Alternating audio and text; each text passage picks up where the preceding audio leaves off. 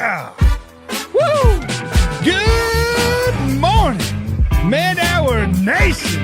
It's actually afternoon, but it's still morning here at manhournationradio.com. We're going to talk about the Jets take on the Browns tonight.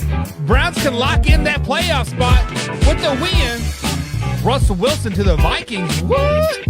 What the what? Yeah, it makes sense. It does. Lamar Jackson, first round exit. Micah Parsons is mad. What if the Chiefs don't make the playoffs? What if? But first.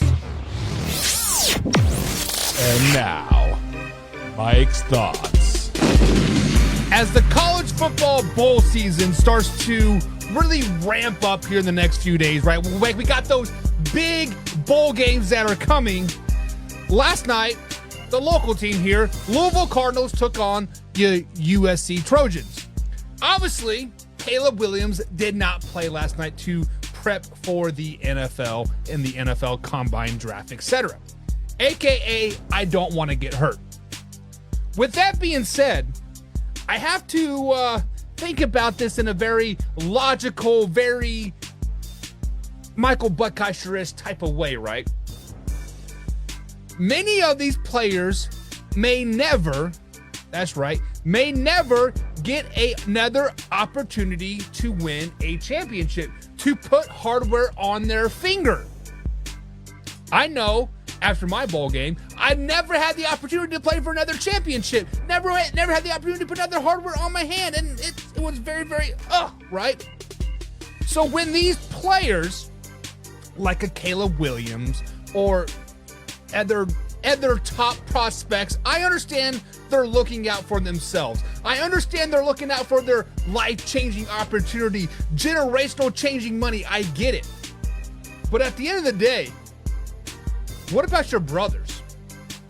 What about the people you have spent 3 or 4 years with, struggling, running sprints, bleeding, crying with each other, to have an opportunity to win a ring, a championship, an opportunity to put your name in the record books, and you're like, it's all about me now. Do you guys think that this is a good look for players in general? Do you think this is smart for players in general to sit out? Yes, I understand. Life-changing opportunity. What if you get hurt? What if you're a Willis McGahee, right, and blow your ACL out? Like, I get it. But what does that tell you, like, as people in this situation? Would you look down on said person? Are you going to look up to said person? Like, what are your thoughts? What are your thoughts if your star quarterback sits out the bowl game to protect his future, and then you have the opportunity to win a national championship? Goes out the window, right? You get blown out 40-0. What if then? Let me know your comments, guys. Let me know your thoughts on that. Cue that intro. Are you ready for the best damn NFL show on the planet? Man Hour Nation, rise up.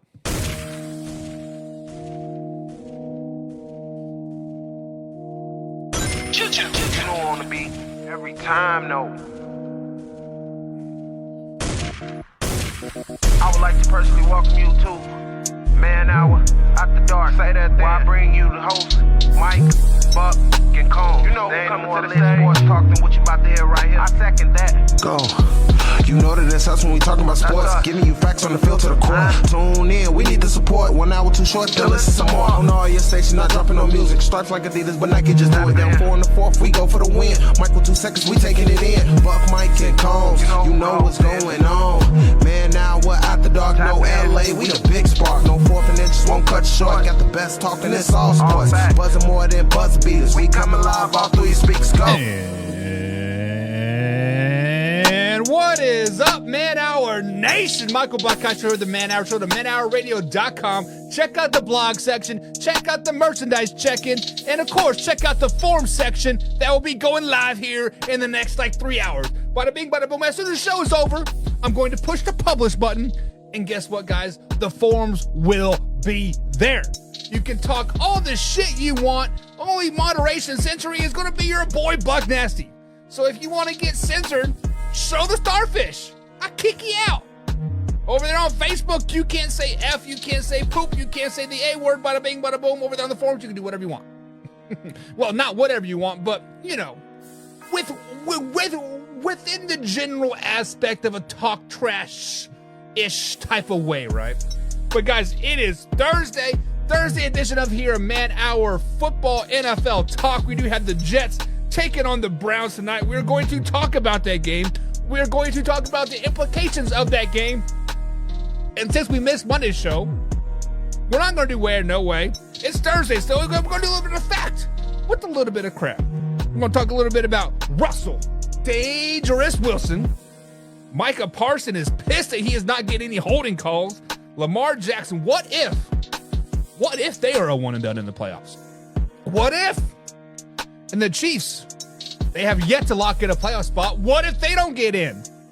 What if? So a little bit of fact with a little bit of crap is happening here. So guys, Thursday, let's buckle up. Let's have it a grand old time. But if you guys have not done so already, hit that like button. And of course, share this with a couple friends as well, because sharing is caring at the end of the day. And if you are here, let me know in the chat. Give me hashtag ManHourLive, and bada bing, bada boom. We'll know that you're here. We're over there on TikTok, Instagram, Twitch, it looks like, with a little bit of Facebook, and of course, YouTube. If you're going to miss any part of the show whatsoever, Spotify, of course, iHeartRadio as well. But tonight's game, guys, the Cleveland Browns are taking on the mighty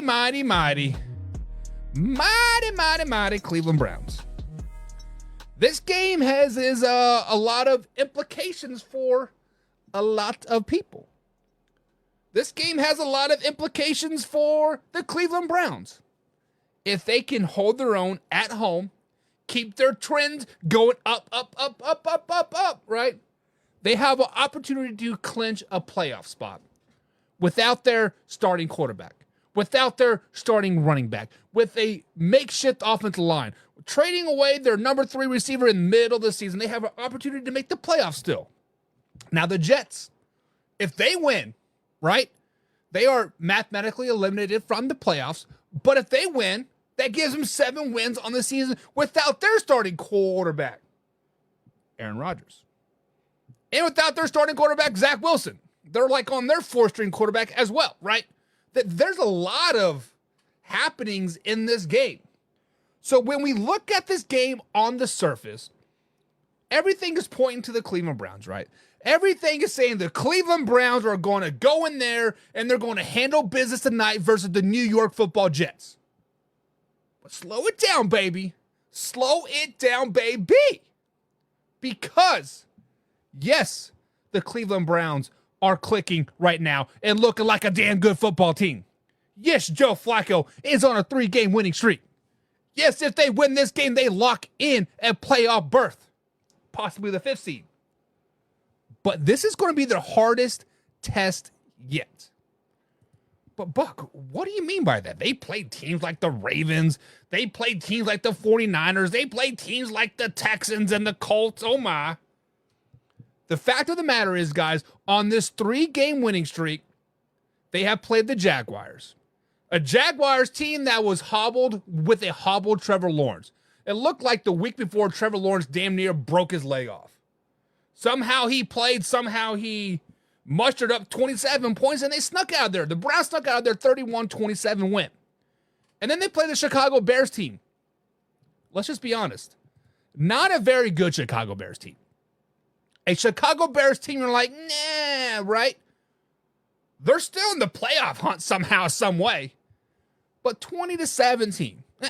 Really not like, oof. Look out for those guys. And then the Houston Texans. Yes, the mighty Houston Texans. The Texans that are battling for first place in the AFC South. Well, guess what? They were without their starting quarterback in C.J. Stroud. Tank Dell, boom, broken leg, right? Out for the year. Yes, they did win 36-22. Very, very good showing on the road, might add. We'll give you that one. But those 3 wins were kind of meh, right? Yes, you did lose to the Broncos when they were clicking. You did lose to the Rams when they were clicking as well. They still are clicking, right? Look out for those damn Rams. But this is the hardest test to date for the Cleveland Browns. This game right here versus the New York Football Jets is a tough game for the Cleveland Browns. Yes, the Cleveland Browns do have the best defense when they're at home. On the road, 30th in all major stat categories. At home, the best. I get that. The Jets offense has been looking meh at best, right? But the Jets defense has been there and done that. The Jets defense is still pretty good. Now, they've been behind the 8 ball a lot. They have been pushed to their limits a lot. Sauce Gardner getting picked on a little bit, right? But I think the Jets are going to come out. They're going to come out and they want to prove something. They want to prove that I was right on their 7-10 record this season. With or without Rodgers. They get that win, 7 wins, baby. Whew. Damn, Buck is spot on, right? If they lose, if they get blown out and get embarrassed, let me ask you guys this question. Is Robert Saleh's days numbered? Legitimately, are Robert Saleh's days numbered? If the Jets go into Cleveland tonight and get totally dismantled, don't put up any offensive fight, the defense looks shitty, and they just get flat out blown out, 40-0. Hell, they don't even score points, right? They just get beat down physically, mentally, stat board, whatever, right? Are Robert Saleh's days numbered in New York? Because let's flash back 6 months ago, right? Super Bowl or bust for the New York Jets, right? It was Super Bowl or bust. Yes, we know Aaron Rodgers did go down the third play of the year. We get it. Zach Wilson is really not your guy. We get it. But besides that, the defense was still there. The offense was still there. The offensive play calling wouldn't have changed, right? Let's just be honest. Are Robert Saleh's days numbered? But I do like the Browns tonight. I do like the Browns in the win tonight. I do like the Browns clinching a playoff win tonight. Give me the Cleveland Browns tonight, 20-10. It's not going to be a barn burner on the scoreboard, but they're going to physically dominate the Jets up and down the field tonight. No way, no how are the New York Jets going to come into Cleveland tonight and whoop that ass. Not going to happen. Looking forward to the playoffs. Cleveland Browns, 5th seed. Possibly playing the Jacksonville Jaguars. We've seen the Jacksonville Jaguars have great success against the AFC North this year, right? Guys, the Browns are on a mission. Browns are on a mission. We got Laura in the chat. What is up, Laura? She says, I hope the Browns win tonight. Laura, I kind of hope the Browns win as well tonight. Not so I can get my pick right. Not so I can gloat like, haha, I told you the Browns were going to win. Because I want to know the future of Deshaun Watson. I want to know what the Cleveland Browns and Deshaun Watson marriage is going to look like moving forward. We saw it yesterday or two days ago when Russell Wilson got benched. Money doesn't matter, right? Give me that $89 million dead cap hit. It doesn't matter. Russell Wilson, you are benched. We're going to kick you out of town soon. Looking like a very, very, very bad trade right now. But what if, guys, let's play the what if game right here. What if the Cleveland Browns lock in that 5th seed in the AFC tonight? What if the Cleveland Browns play the Jacksonville Jaguars in the first round of the playoffs? What if they beat the Jacksonville Jaguars in the playoffs? What if then they go into Baltimore and they compete with a 36-year-old quarterback in the name of Joe Flacco? It's only been there like 6 weeks like at that point. It's be like 8 weeks, I guess. What does Deshaun Watson's future look like for the Cleveland Browns? What does Deshaun Watson's future look like in the NFL? This is his third season since all those allegations, right? Obviously, he sat out most of last season, played week 13 on. Imagine he came back against the Houston Texans. Surprise, surprise, surprise, right? This year, he played 4 games and hurt his shoulder. Out, season-ending shoulder surgery. Do the Cleveland Browns try to move on from Deshaun Watson? That is the question. Do the Cleveland Browns try to move on from Deshaun Watson? As much as I would love to see it, and love to see the Cleveland Browns in financial hell for the next 5 years or whatever it would be, I do not see it happening. I do not see the Cleveland Browns moving on from Deshaun Watson. I feel like they are kind of in the, you know what, Deshaun Watson got injured, then, he was rusty. Hey, let's give him a full season, see what happens, right? Well, this is going to be the 3rd season underneath Deshaun Watson next year. I don't see them moving on from him, but I feel like he is on a short leash. Now, will Joe Flacco be on the Browns roster next season? I don't think so. I think this is a one-hit wonder. See how far you can take us, Joe, and see you later, alligator, right? But beyond that, they do have DTR, right? They still have PJ Walker on the practice squad, and they still do have Deshaun Watson. I do not think the Browns move on from Deshaun Watson next season. They don't have Joe Flacco on the roster next season. And DTR has a possibility of battling for a starting position. But then we got to think here. Man, what team would be willing to give Deshaun Watson a chance? What team is willing to give maybe the Browns some type of compensation for a Deshaun Watson? Is it going to be the Jets? Is it the Giants? Is it the Vikings? Is Deshaun Watson going to be a journeyman quarterback like Baker Mayfield, have to go from team to team to team to prove it and find his spot 3 teams later? I don't know. Laura says it's a good possibility.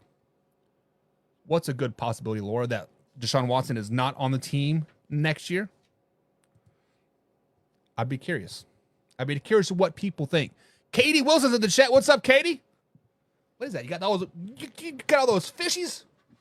Those fishies have feelings too, Laura. Or Katie. My chair was falling down. I'm sorry. Those fishies have feelings too. Listen, I'm going to have some fried fish tonight. The old lady's in there right now, putting them in the air fryer. As soon as this live is over, I'm going to go tear those bitches up. Give me some of that fish. If you don't love some fish, I don't know what to tell you. But guys, who do you got tonight? Jets or the Browns? I'm taking the Browns. So John, just to let you know, I will text you here after the show, but I'm taking the Browns tonight, 20-10. I think it's a ass whooping by the Browns, but it does not reflect on the scoreboard. I mean, 10 points is 10 points. It's still a lot in the NFL, but it is what it is. But guys, Scott says Browns. What's up, Scott? You look like a new face here, man. Be sure to hit that like button and subscribe button as well, man. Welcome to the show. Katie says they have feelings. That's the Chiefs need good receivers. Oh, man. All right, guys, so let's move on to a little bit of fact or crap. Here on Thursday of Man Hour, usually at 10 a.m. East Coast time, but we're dabbling with the holiday spirit. Got to move stuff around and make it to work the schedule so I can give you guys some live, raw, uncut NFL talk here. My man Hoffy just had a baby, so he'll be back next week. Hoffy didn't have the baby, but his beautiful wife had the baby.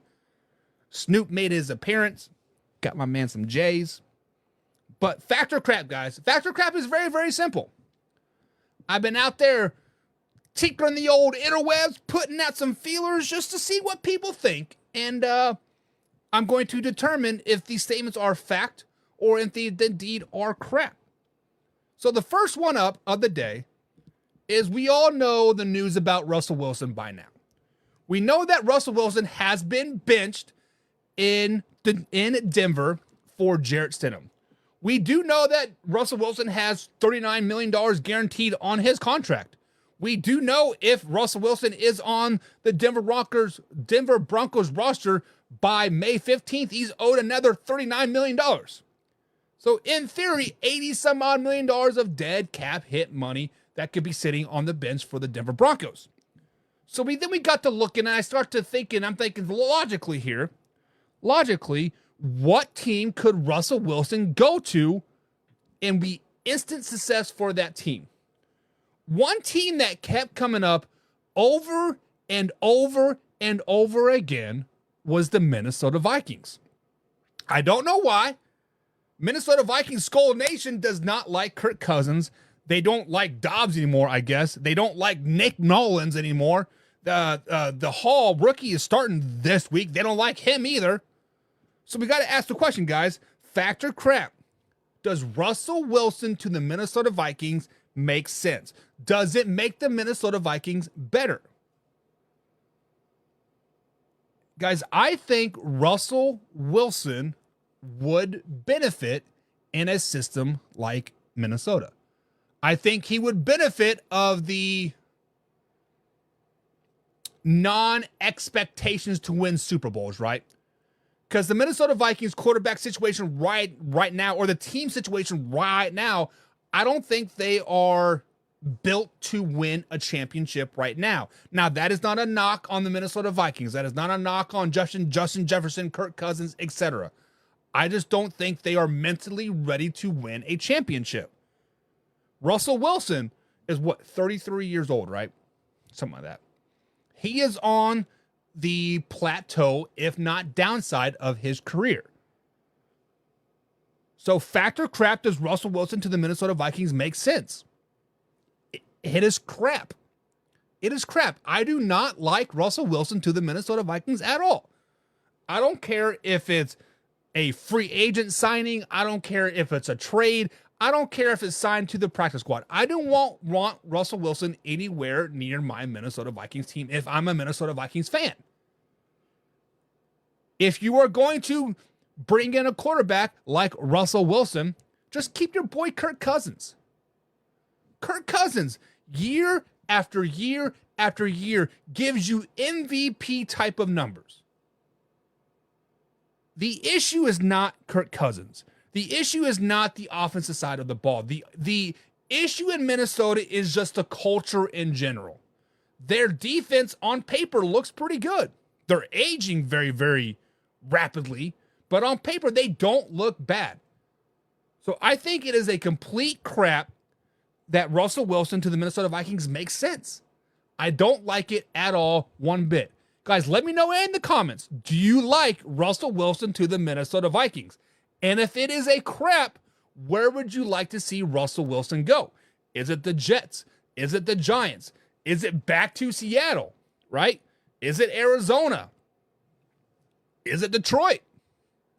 We know the Detroit Lions maybe want to move on from Jared Goff. They do have Hendon Hooker. Sign him. I don't know. Guys, where does Russell Wilson make sense if he's not on a Denver Broncos team next season? Let me know in the comments below. Next up, Carson Wentz, I just saw your comment. Wilson, I'd say going to stay in Denver because nobody wants that contract. So, Carson, this is the thing.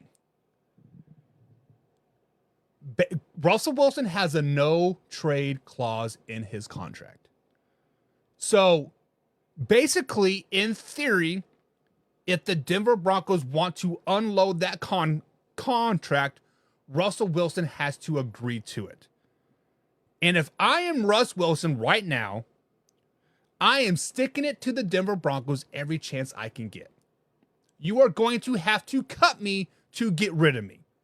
At that point, he is still owed the $39 million due this season, or due next season, right? As long as a team does not pay him over the $39 million guaranteed, the Denver Broncos will have to pay all of that money. So Russ, in theory, can go play for any team for the league minimum, $130,000. I believe the league minimum is for a veteran. He can go to anywhere he wants, as long as it's not over $40 million. He's still going to be the highest paid quarterback in the league. Carson says, I don't see the Denver eating that salary. They have to. It's a guaranteed money. It's guaranteed money, Carson. The Denver Broncos have no choice. The only choice they can get is hopefully that somebody's dumb enough, like the Cleveland Browns, to say, hey, we'll take that man's contract and give us him, right? It is going to take a very, very stupid trade for that to happen. Now, I'm not saying it will say it, and I'm not saying it won't. We've seen the Browns make a trade for Deshaun Watson. We've seen the Broncos make this trade and then sign the man to guaranteed money. The Denver Broncos are eating the salary one way or the other. It doesn't matter. It doesn't matter. Scott says, nope. I don't like the Vikings. He said, maybe the Chargers. Maybe the Chargers. The Chargers will have a new head coach. The Chargers will have a new general manager next season as well. Maybe, just maybe, they don't want no Justin Herbert. Maybe Justin Herbert isn't their guy. Trade Justin Herbert. Bring in Russ. Could be, right? Sign Russ for $1 million. Prove it to me, Russ. You're getting $39 million anyways. Come here and play for free, Russ. Play against your former team twice. It makes sense. How about this? The Raiders then. If we want to go down that road, why not the Raiders? I don't see the Chargers either. I don't see the Chargers moving on from Justin Herbert. I think Justin Herbert is their guy. Chargers are in cap hell, right? They're going to have to release somebody, Mike Williams, Mac, Bosa, or Herbert. I don't think you move on from a franchise type of quarterback of Justin Herbert. Carson says, I get it. It's guaranteed. I don't see them eating it in dead cap money. They effed themselves with the deal. They did. But it wasn't Sean Payton. It was what's the general manager's name? I think his name's Payton too. I don't know his first name. But it's the general manager, right? Sean Payton does not like Russ. You knew it from the minute he walked into that facility this summer. He took away his parking spot. He banned his kids. He banned his, the team 3, all from the complex. You knew from the get-go, Russell Wilson and Sean Payton were like water and oil. They were not going to mix. You can shake them up as fast as you can, and you could hopefully hope for the best, 6-game winning streak, but eventually they're going to separate.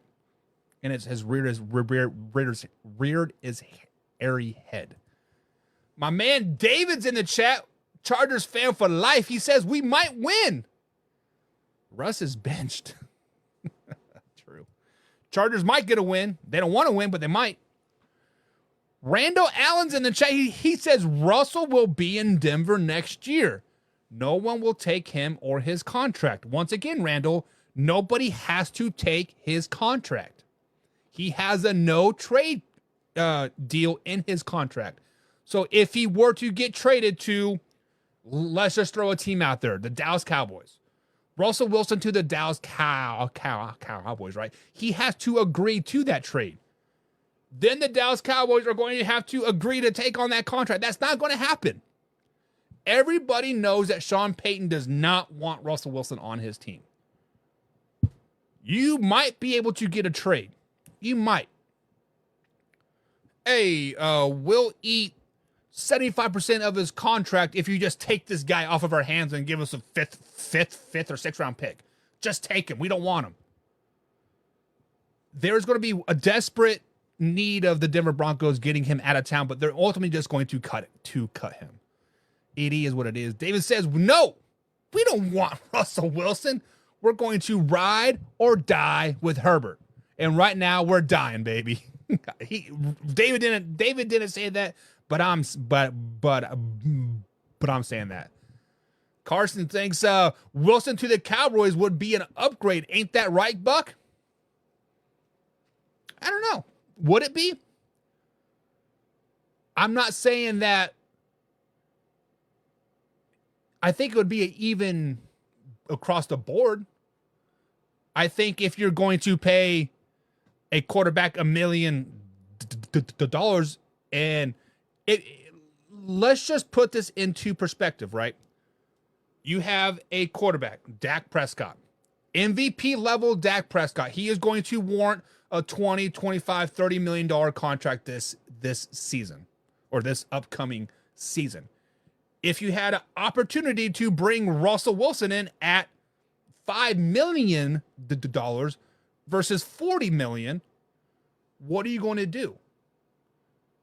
Is Dak Prescott that much better than Russ that, it is worth the $40 million? Is he that much better that, 4 years of let's ride? Maybe. I'm not saying it would be an upgrade. I think they're probably pretty close of talent-wise, Carson, but it would be more financially feasible. It would be financially smarter. You could then sign your CeeDee Lamb. You can then sign your Micah Parsons. You can then sign your Tony Pollard. I don't know. He will not let them trade him. I think you're right, Randall. I think Russell Wilson is going to give it to the man as much as he can. Stick it to him. It is what it is. I'm lying. Dak had better football ahead of him, and Wilson's best days are behind him. I don't know. Aren't they about the same age? I feel like Dak has been in the league for like 8 years, and Russell's been, 12 years? I don't know. It is what it is. Speaking of the Dallas Cowboys, on this next factor crap here of the day, Micah Parsons, he has not had a holding call against him since week 6 of the NFL season. Meaning, since week 6 of the NFL season, 10, 12 weeks have passed on, not one offensive lineman has been called for holding against Micah Parsons. We saw it against the Miami Dolphins. He had one arm across his chest pulling this way. The other lineman was pulling him this way. They were armbarring him. No holding call was called. Same thing with Adrian Hutchinson as well. Adrian Hutchinson has had very few holding calls on him this season as well.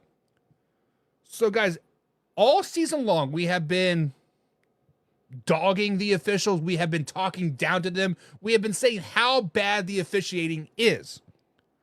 So, guys, let me ask you this question. Fact or crap?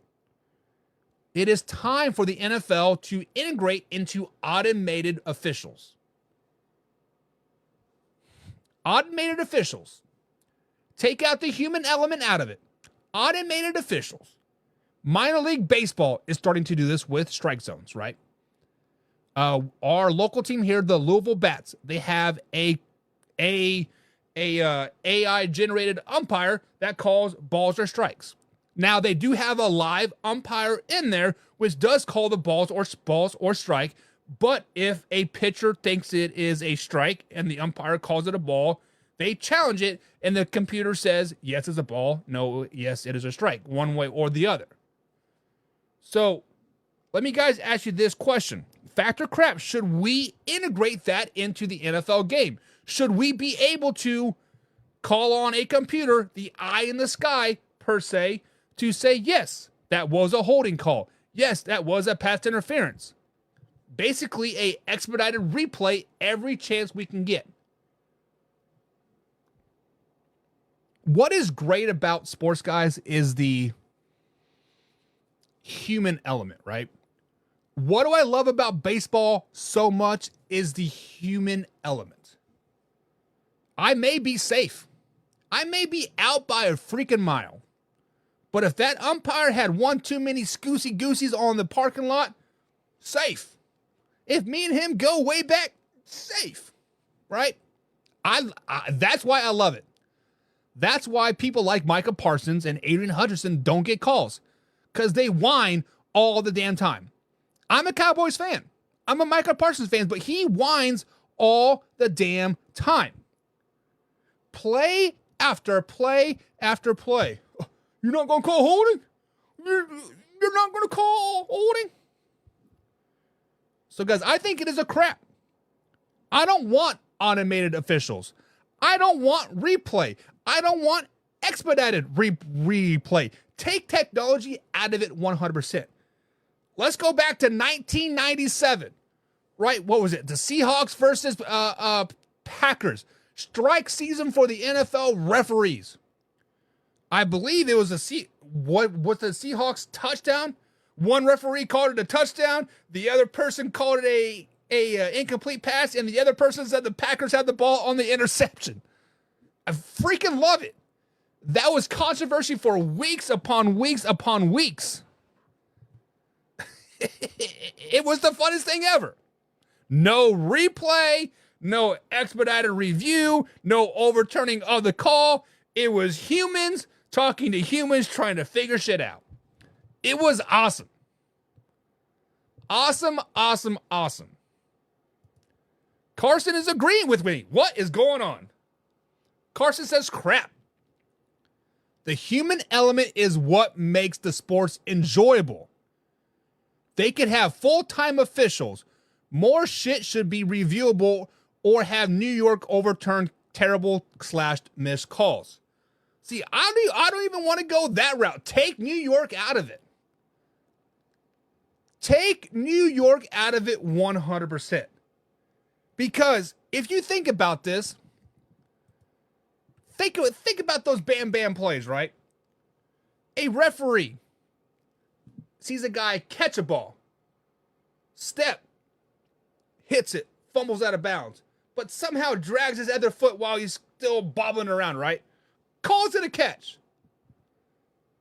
Now, New York gets to see it in extra slow motion. Break it down frame by frame by frame. Oh, he didn't quite have the laces in his palm quite right. He didn't take the third or fifth or seventh step. I don't even know what a freaking catch is anymore. It just used to be two feet down in possession. Now you got to have 2 feet down possession to make a football move. Whatever. Take all of technology out of it 100%. No expedited replay, no New York, no 17 camera angles. Either go all in and automate every freaking play.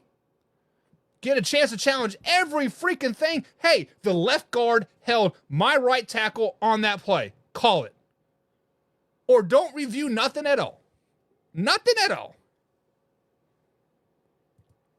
Carson's like, I'm talking more like the Rams-Saints missed call. Hey, that's what makes humans, baby. Mistakes. Mistakes happen. Carson, if I'm not mistaken, you're referring to the playoff game, right? No, that was the Vikings Saints that I'm thinking of. It was the Vikings Saints game in a playoff game in the Metrodome. The game was on Nickelodeon, if I'm not mistaken. But the ball was tipped at the line of scrimmage, and they ended up calling a no pass interference, or they thought it was tipped. It was a pass interference that they did not call a pass interference because they thought the ball was tipped at the line. It was just a bad pass. Ultimately ended up costing the Saints the game, if I'm not mistaken. So we got my man John Peoples in the chat. What is up, John? He says Browns 24-10 or 24-20. I'm taking the Browns as well. And Carson says, yes, that was the play that we were referring to. So, speaking of playoffs are 3 weeks away, guys. 3 weeks away, and the playoffs are here. We got week 17 that starts tonight. Then we got a couple of week 18 games that are going to pretty much mean everything for a lot of teams. The Buffalo Bills, Miami Dolphins, Colts versus Texans. We got a lot of things happening week 18. But let me ask you guys this question. The Lamar Jackson and the Baltimore Ravens are poised to make a very, very deep playoff run. They are one of the best, if not the best team in the NFL right now. They should lock in the number 1 seed this weekend when the Baltimore Ravens beat the Miami Dolphins. Sorry, Arthur Brown. But with that being said, guys, fact or crap, if Lamar Jackson does not make a deep playoff run, everybody was right about Lamar Jackson this offseason. So when I say those things about Lamar Jackson, guys, this offseason, Lamar Jackson was the highest sought out, air quote, free agent, right?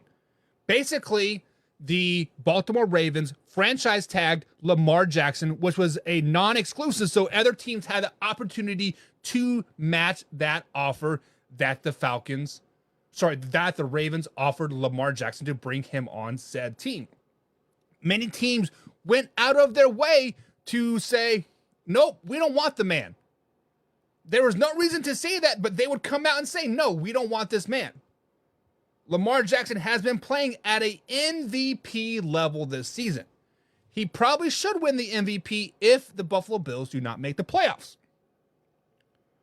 But if the Baltimore Ravens are a first-round exit or even a second-round exit, anything but the AFC Championship game, guys, I think this is 100% fact. The jury is out on Lamar Jackson if they cannot do it this season. If they cannot get into the Super Bowl or the AFC Championship game this season, the jury is out on Lamar Jackson. And I think the Baltimore Ravens would ultimately move on from Lamar Jackson. But Buck, he's having an MVP year. He's carrying that team. He's night and day better. Yes, but he is going to want a lot of money. There's a reason why they are so much improved this season. They brought in pieces. Odell Beckham Jr., Zay Flowers, a new offensive coordinator, 17 more running backs. There is a reason why Lamar Jackson is playing at an elite level right now. He has elite talent around him. Now, he has gotten better. His passing has improved. His running has been more smart about it, right? But this is a fact. If Lamar Jackson gets knocked out in the first round in this year's playoffs, everybody was right about Lamar Jackson. If they do not make an AFC Championship game or Super Bowl, everybody was right about Lamar Jackson. He is Peyton Manning-esque before he, 15 years later, finally won a playoff game, right?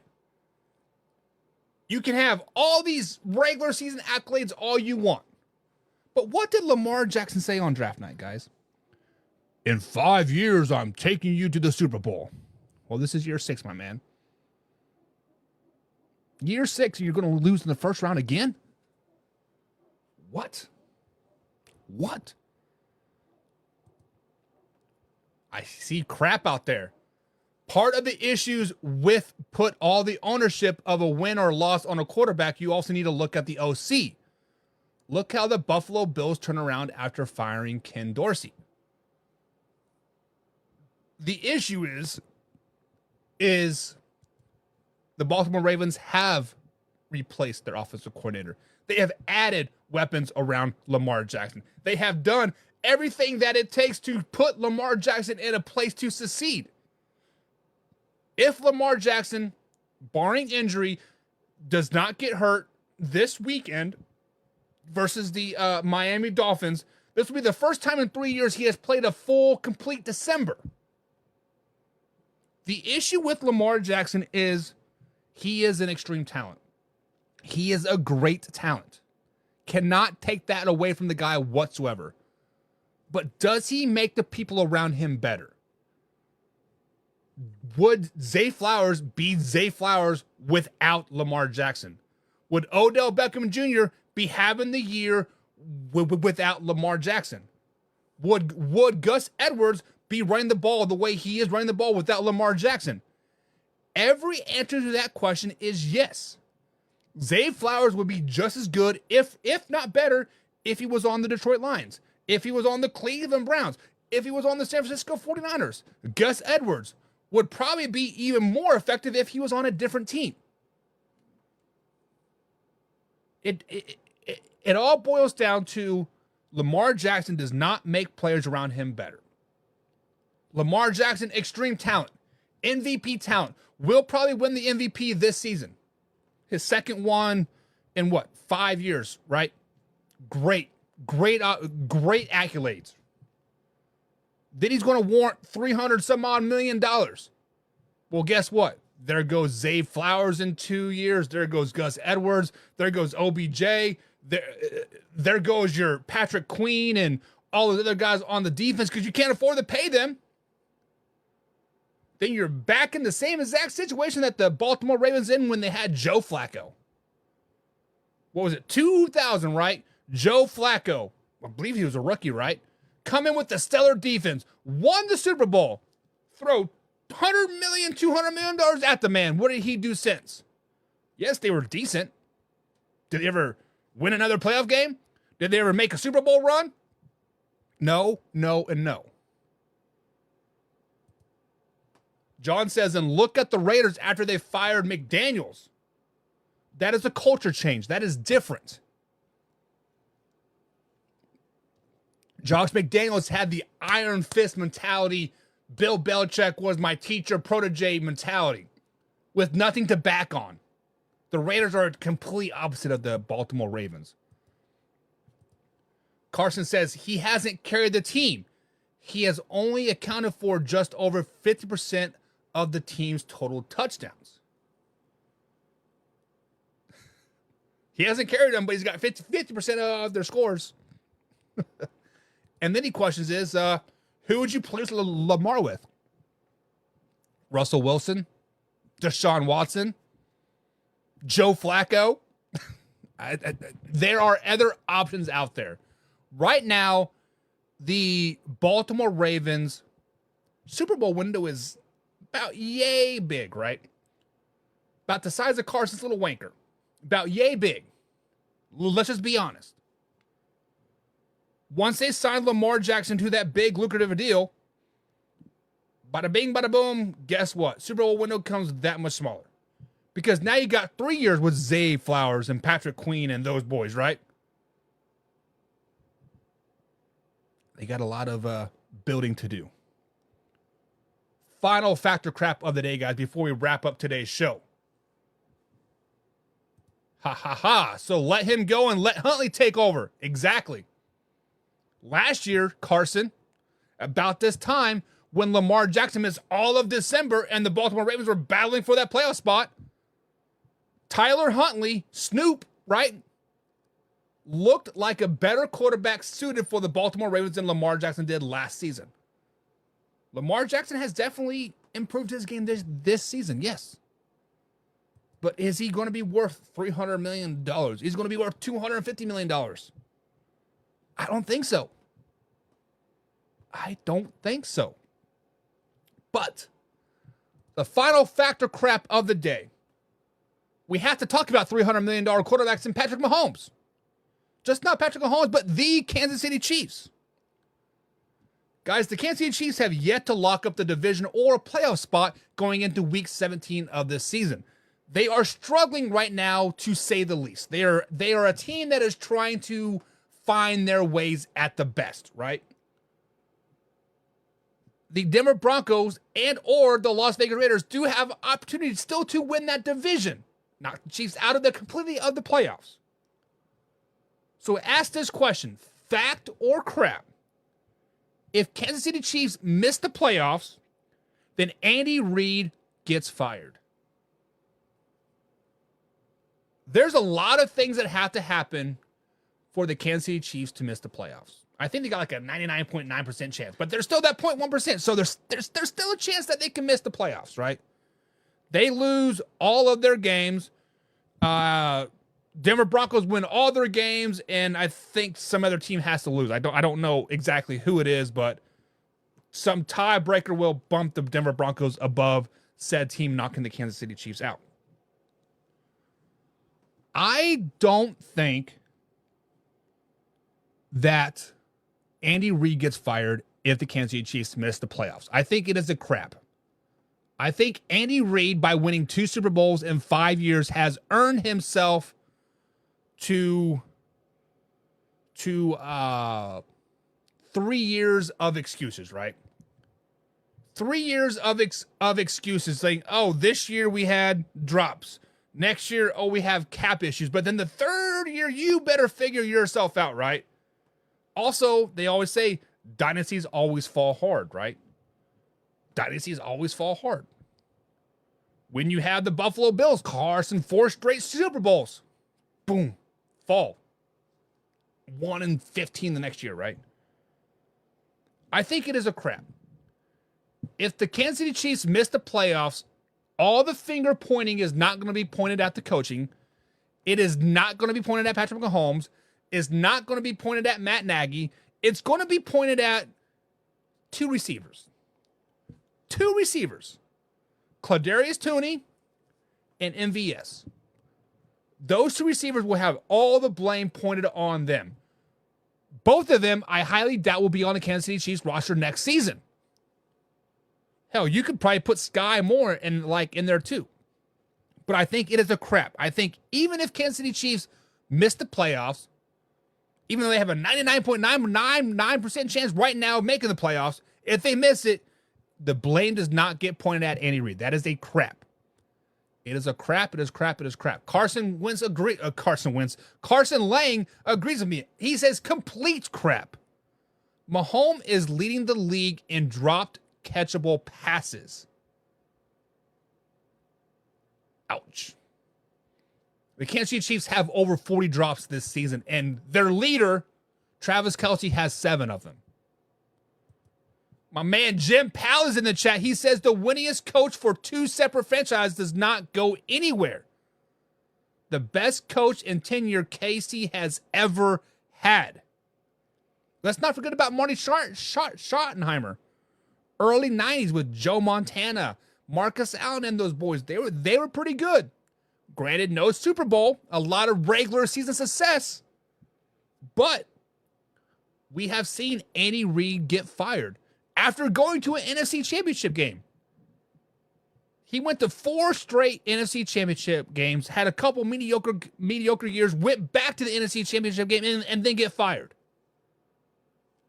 It has happened before.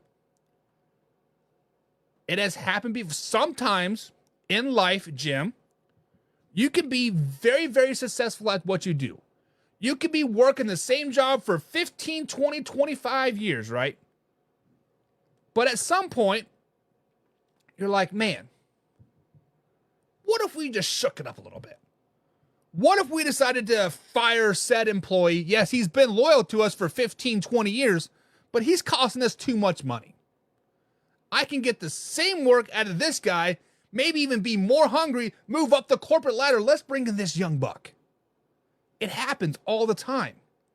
It happens.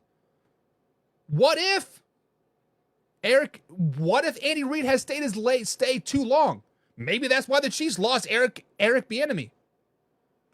I feel that Eric Bieniemy turned down possibly some coaching opportunities because he said he was the coach in waiting when Andy Reid left.